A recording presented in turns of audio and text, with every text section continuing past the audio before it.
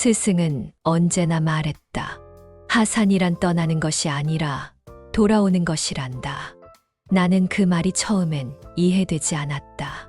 대관령 꼭대기의 선방에서 지낸 3년은 눈 내리는 새벽처럼 느릿했고 매일 똑같은 좌선과 숨고르기, 7걸음 보행, 한 움큼의 곡물, 그 안에 무엇이 있다는 건지 알 수 없었다. 하지만 마지막 날 스승은 묵묵히 내 손에 작은 천을 쥐어주며 고개를 끄덕였다. 그 속엔 이름도 없는 풀 한 줌이 들어있었다. 이 풀을 따라가 보아라. 바람이 지나간 자리엔 길이 있다. 그 말을 끝으로 나는 허리춤에 도롱이를 두르고 산을 내려왔다. 눈은 이미 녹아 있었고 길섭한 들풀들이 고개를 들기 시작한 봄이었다. 산기슭 마을은 생각보다 소란스러웠다. 정갈할 줄 알았던 풍경은 오히려 뒤엉켜 있었고 장터에선 아이들이 웃고 울고 장정들은 막걸리 주전자 들고 실랑이를 벌였다. 나는 외진 언덕 위 외딴 집을 찾아 하룻밤을 묵기로 했다. 주막 주인은 시골에서는 드문 중년 여인이었고 그녀는 마른 손으로 내 도롱이를 받아 널면서 조용히 말했다. 스승이 계신 곳에서 내려왔느냐고. 그녀는 마당에 피기 시작한 나무순을 가리키며 봄이면 이게 몸을 깨운다며 설명했다. 그녀는 이 나무순이 관절에 좋고 오래된 기침에도 쓴다고 덧붙였다. 나는 그 풀을 바라보았다. 스승이 준 풀과 꼭 닮은 잎 모양. 아직은 이름을 몰랐다. 며칠 뒤 나는 마을에서 남쪽으로 조금 더 내려가 보았다. 계곡을 따라 걷다 보니 장화를 신고 강둑을 뒤지는 노인을 만났다. 허리는 굽었지만 눈빛은 또렷했고 손엔 낫과 바구니가 들려 있었다. 그 노인은 내가 쥐고 있는 풀을 보더니 그건 한창일 때 채취해야 한다고 말하며 자신의 바구니를 보여주었다. 아낸 같은 잎이 소복이 담겨 있었다. 그는 옛날엔 이것을 왕의 뿌리라 불렀다고 했다. 봄이 되면 피가 돌고 마음이 맑아지는 약초라며 자기 아비도 그 덕에 100세 가까이 살았다고 들었다고 했다. 나는 물었다. 이 풀의 이름이 무엇입니까? 그는 웃으며 고개를 저었다. 자신은 이름을 몰라서 그냥 봄나물이라고 부른다고 했다. 이상한 일이었다. 모두가 이 풀을 알고 있었지만 이름은 아무도 몰랐다. 그날 밤 나는 주막 여인의 마당에서 그리고 노인이 남긴 바구니 안에서 다시 그 풀을 바라보았다. 줄기 끝은 붉은 기운을 띠었고 잎은 어릴수록 바짝 말라 있었으며 이끼 냄새가 약하게 배어 있었다. 씹어보니 쌉싸래하면서도 단내가 돌았고 이가 시린 느낌이 살짝 들었다. 스승의 말이 떠올랐다. 이 풀을 따라가 보아라. 어쩌면 그것은 길이 아니라 사람을 따라가는 일이었을지도 모른다. 며칠을 더 지나 다른 마을로 옮겼다. 거기서 나는 나무꾼을 만났다. 산 아래 약초를 캐는 일로 살아가는 그는 나를 스님이라 부르며 고개를 꾸벅였다. 나는 그 말에 손을 저었다. 아직 나는 아무것도 되지 못한 채 그저 길 위에 있을 뿐이었다. 그는 언젠가 관절이 붓고 손에 힘이 빠졌던 시절 한 스님이 이 풀을 다려주었노라고 했다. 며칠 동안 훈훈한 기운이 몸을 감싸더니 이내 붓기가 빠졌다고 했다. 나는 다시 물었다. 이 풀의 이름을 아십니까? 그는 대답 대신 나무 근처의 순을 가리켰다. 그리고 말했다고 한다. 이제 사람들은 그냥 산에서 돋는 놈이라고 부른다고. 나는 여전히 그 풀의 이름을 몰랐다. 하지만 하나씩 분명해지는 것이 있었다.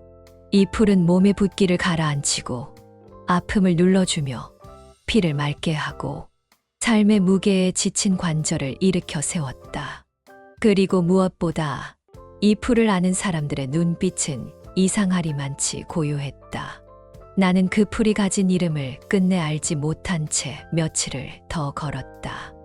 다듬어지지 않은 듯한 줄기, 순한 듯 강한 기운.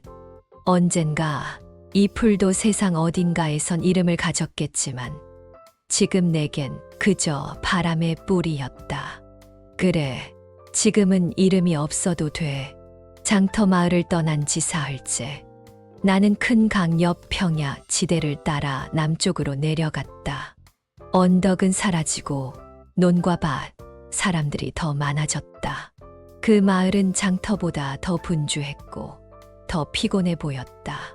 땀 냄새, 굴뚝 연기, 그리고 지친 발소리. 모든 것이 짙었다. 나는 어느 날 오후 지게를 맨 사내와 부딪혔다. 그의 손에서 떨어진 것은 마른 뿌리 다발이었다. 내가 주워들자 그는 놀란 듯 내 얼굴을 바라보았다. 그리고 내가 들고 있는 그 잎 하나를 보더니 숨을 들이쉬며 말했다. 그 풀을 본 지 오래라면서 예전에 병든 아이를 위해 그걸 다려 먹였던 기억을 떠올렸다 했다. 몇 번을 먹이자 아이의 열이 내리고 창백했던 얼굴에 핏기가 돌았다고 했다. 그는 그것을 살리는 풀이라 불렀다. 소문은 생각보다 빨랐다. 며칠도 지나지 않아 나는 마을 사람들의 입에 오르내리게 되었다. 누군가는 나를 약초 도사라 부르고 또 누군가는 신령님을 모시는 이라 했다. 나로선 도무지 감당하기 어려운 말들이었다. 나는 그저 스승이 준 풀이 어떤 의미를 가졌는지 조금씩 따라가고 있을 뿐이었다. 하지만 어느 날 나이 지긋한 여인이 내게 아이를 안고 찾아왔다. 아이는 얼굴이 붉고 열이 심했다.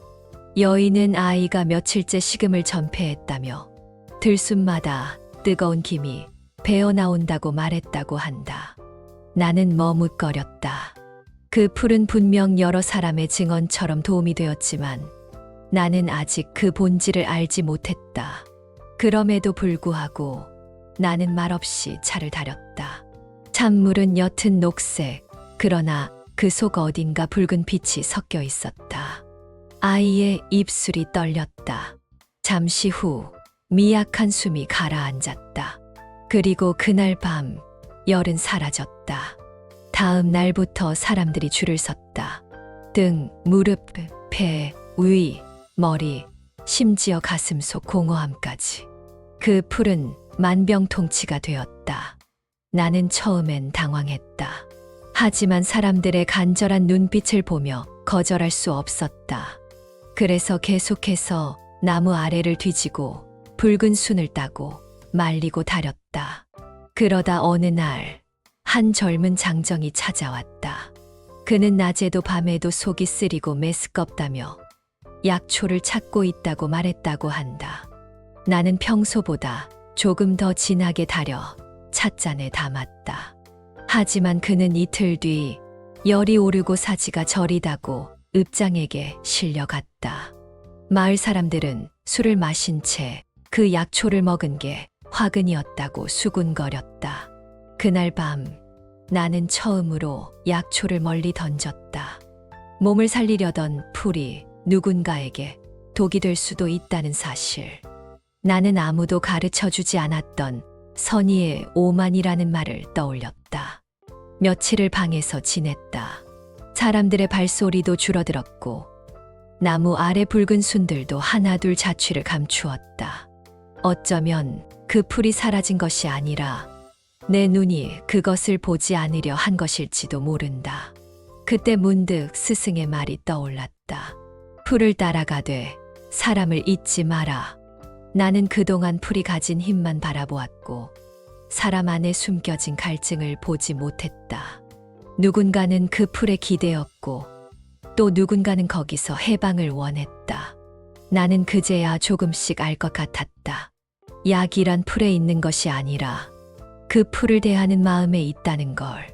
이튿날 새벽 나는 다시 길을 나섰다. 내가 알고자 하는 것은 여전히 이름 모를 붉은 순이었다. 하지만 이제는 그것이 무언가를 치유하기 위해서만은 아니었다. 내가 가는 길, 그 자체가 도다어의 일부라는 것을 나는 스스로에게 되뇌었다. 바람이 지나간 자리엔 그늘도 남는다. 산을 벗어나 다시 산으로 향한 건 마을을 떠난 지 6째 날이었다. 이번엔 내가 원한 길이었다. 강을 따라가면 논이 펼쳐졌고 논 너머로 다시 산줄기가 이어졌다. 그 중턱 오래된 느티나무 몇 그루 아래 작은 마을이 있었다. 그곳 사람들은 말이 적었고 눈빛이 날카로웠다. 오래 아픈 이를 곁에 둔 집안은 대체로 그런 기운을 풍긴다. 나는 외따로 선 정자 옆 빈방을 빌렸다. 마을 서쪽 끝 나무 울타리 너머였다.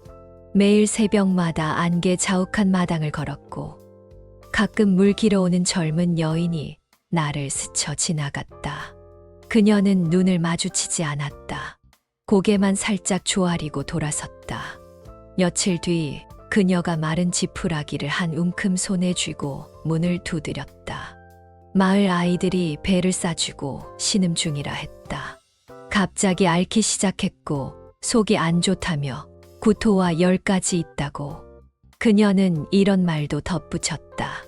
집집마다 땔감은 부족하고 산 아래 읍까지 가자면 며칠은 걸린다며.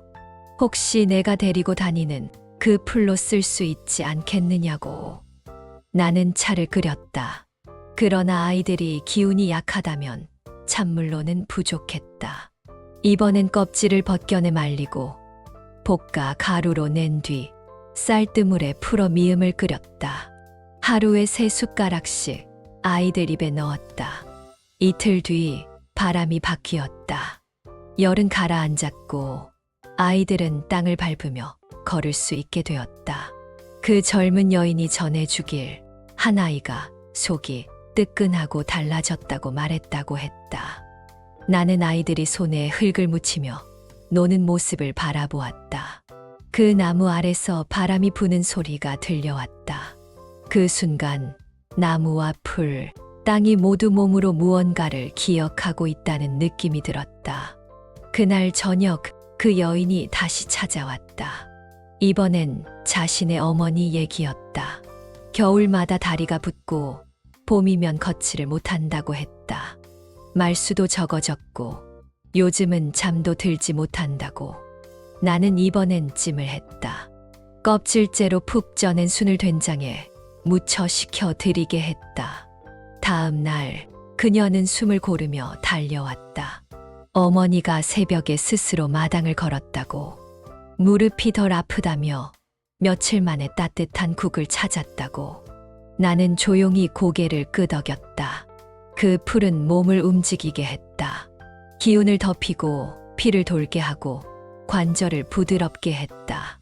몸 안 어딘가 굳어있던 것이 풀리는 듯했다.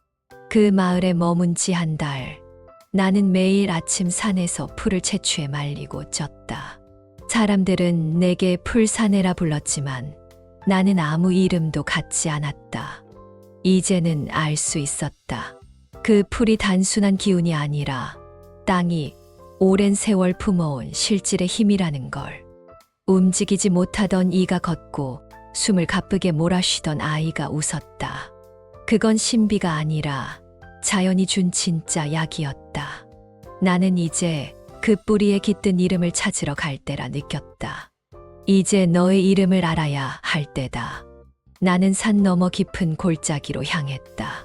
그 풀의 자생지, 아직 아무도 발 디딘 적 없는 그늘진 곳. 그곳에 그 풀의 이름이 숨어 있으리라 믿으며 골짜기로 가는 길은 낯설었다. 풀숲은 무성했고 바위는 비에 젖은 채 미끄러웠다. 해가 들지 않는 그늘진 자락엔 짐승의 발자국도 희미했다. 나는 처음으로 혼자가 아니었다. 지팡이를 짚은 노파가 내 앞을 가로막듯 나타난 건 계곡 아래 물이 고인 자리였다. 어디서 왔느냐 물은 것도 아니고 무엇을 찾느냐 묻지도 않았다. 다만 내 손에 들린 약초를 흘깃 보더니 낮은 목소리로 말했다. 그 풀을 찾는 이는 오래간만이라고. 그리고 마지막으로 이곳에 왔던 이는 말이 없고 등을 굽힌 노승이었노라고. 나는 알 수 있었다. 그 노승이 바로 스승이었음을. 노파는 바위 아래 풀을 가리켰다. 연붉은 줄기가 솟아올라 새 가닥으로 갈라진 잎을 달고 있었다. 아주 어린 순이었다. 아직 만져보기도 전에 부서질 듯한. 노파는 말했다. 이 풀은 봄을 여는 자라고 움츠린 근육을 펴고 가라앉은 기운을 들어올리며 뼛속의 냉기를 걷어낸다고. 이걸 먹고 나면 눈앞이 맑아지고 숨이 깊어지며 겨우내 굳었던 무릎과 발목이 다시 펴진다고. 그녀는 덧붙였다. 그건 바람이 지나는 자리에서 자라며 한겨울 뿌리에 맺힌 고요한 힘을 품고 있기에 가능하다고. 나는 물었다. 이 풀의 이름을 아십니까? 노파는 고개를 끄덕이며 말했다. 사람들은 그것을 두릅이라 부른다고. 나는 한참 동안 말이 없었다. 입안에서 그 단어를 몇 번이고 굴렸다. 두릅 바람이 혀끝에 닿는 소리 같았다. 스승은 이 이름을 굳이 말하지 않았다. 이름이 중요하지 않았던 게 아니라 그 이름이 내 안에서 온전히 자랄 시간을 기다린 것이었다. 나는 손에 쥔 어린 순을 조심스럽게 꺾어 입에 넣었다. 쌉싸래한 기운이 혀를 지나고 이내 한 줄기 열이 모굴대를 타고 내려갔다. 그리고 뱃속 깊은 곳에서부터 따뜻한 기운이 퍼져나갔다. 한겨울을 통과한 식물이란 그 자체로 봄을 담고 있는 법이었다. 산을 내려오는 길, 나는 들었던 이야기들을 하나씩 떠올렸다. 배앓이로 신음하던 아이의 이마에 맺힌 땀방울, 걷지 못하던 여인의 무릎에 돋았던 생기, 숨을 헐떡이던 장정의 맥박. 두릅은 단지 위장을 달래고 관절을 풀고 피를 돌리는 풀이 아니었다. 그건 삶이 굳는 것을 막아주는 풀, 몸과 마음을 다시 움직이게 하는 생명의 식물이었다. 피가 맑아지고 열이 가라앉고 면역이 오르며 사람은 다시 삶을 기어오른다. 그것이 두릅이었다. 마을로 돌아왔을 때 사람들은 내게 묻지 않았다.